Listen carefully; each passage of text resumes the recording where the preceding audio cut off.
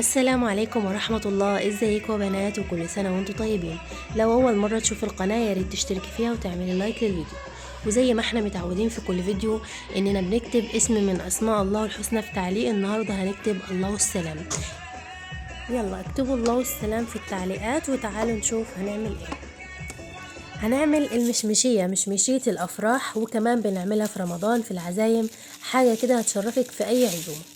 المشمشية من الحاجات اللي بيدخل فيها أنواع فواكه كتير سواء مجففة أو فريش. أول حاجة وده أساسي في المشمشية المشمش المجفف والقراصية. القراصية دي هو برقوق مجفف.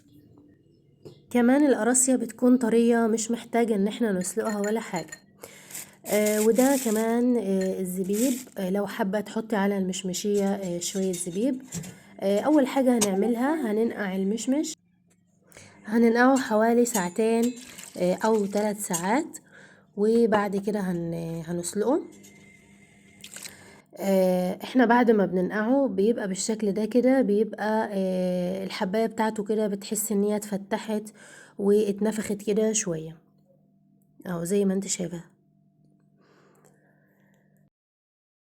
بعد كده بقى في حلة على النار وهنسلقه حوالي نص ساعة بالمية اللي كان منقوع فيها، ولو حبينا نزودها شوية.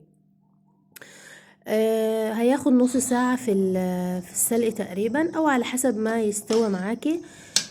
في الوقت ده ننقع القراصية وننقع الزبيب، هننقعهم هما الاتنين حوالي نص ساعة بس مش اكتر، مجرد ما نسلق المشمش ونصفيه عشان يبرد، لان طبعا القراصية والزبيب طريين، يعني نص ساعة نقع كفاية. ونسلق المشمش لغاية ما الحباية تستوي كده وتتقطع معانا بسهولة، علشان احنا مش عايزينه يكون بيقرش كده في الاكل، احنا عايزينه مستوي وفي نفس الوقت ما يكونش مهري في السوا قوي. هنا بقى كده ابتديت ان انا اقطع الفاكهة. قطعت كده حبيتين مانجا مكعبات، ودي كانت مجمدة. وكمان هقطع الموز والتفاح مكعبات كده. طبعا تقدري تستخدمي اي نوع فاكهة بتحبيه.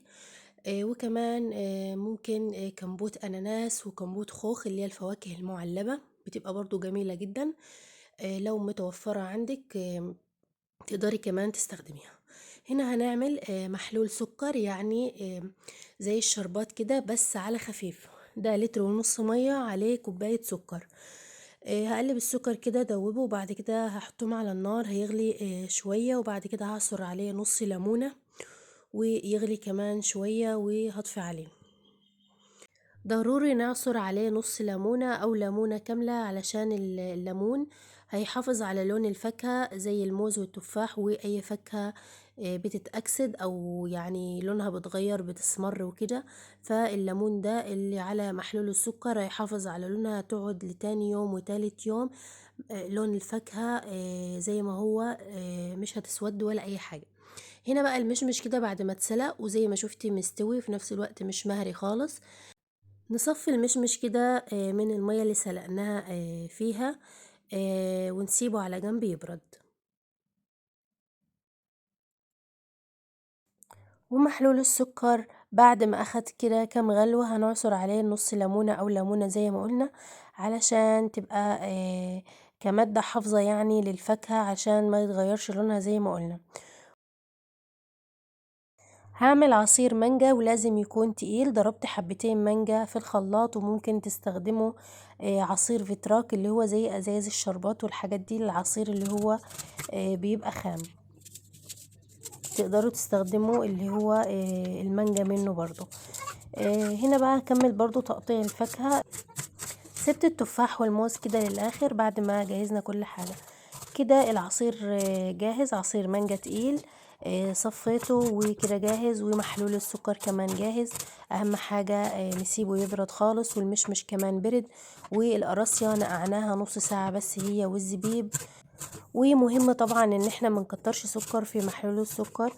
ده كان لتر ونص، حطيت عليهم كوباية سكر بس، لان كمان الفاكهة طبيعي ان هي مسكرة، فعلشان ما تجيش تبص تلاقي المشمشية مسكرة قوي. طبعا الحاجة المسكرة قوي بتخلي النفس تجزع كده وما بتبقاش حلوة.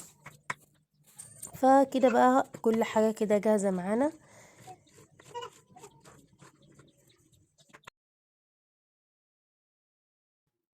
والعصير عملته تقيل كده ومن غير سكر، لان احنا عملنا محلول سكر زي ما شفتوا. اهم حاجة ان احنا ما نكترش السكر، لان الفاكهة مسكرة. طبعا هنا كنت بقولك ان ممكن تفتحي حبات المشمش كده وممكن تسيبيها سليمة.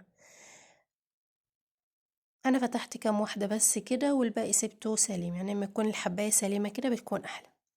ودي المانجا قطعتها كده. احلى حاجة في المشمشية ان هي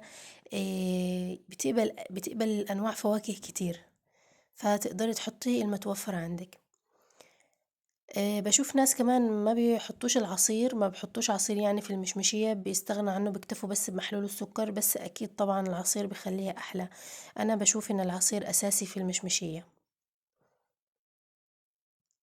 هنا بقى ابتديت ان انا احط كل الفاكهة على بعضها، وكمان الزبيب والتفاح والموز والعصير، وكله بخلطه مع بعض كده كويس.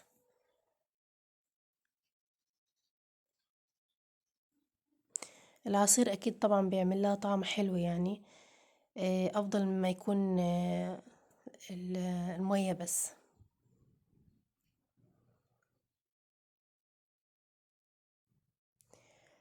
جربيها تعجبك. كمان مناسبة قوي تعمليها في رمضان في العزايم. حلوة يعني، كمان مفيدة جدا، كلها فواكه. كمان للأطفال بتكون حلوة قوي يعني.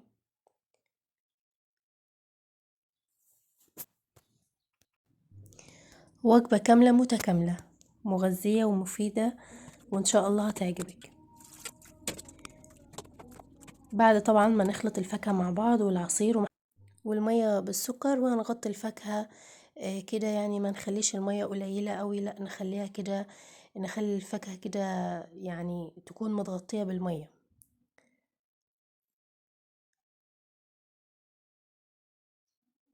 شايفين ما شاء الله شكلها جميل ازاي.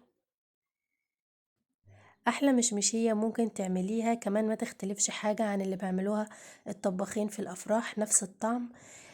جربيها تعجبك. اشوفكم فيديو جديد ان شاء الله. كل سنة وانتم طيبين، ومع السلامة.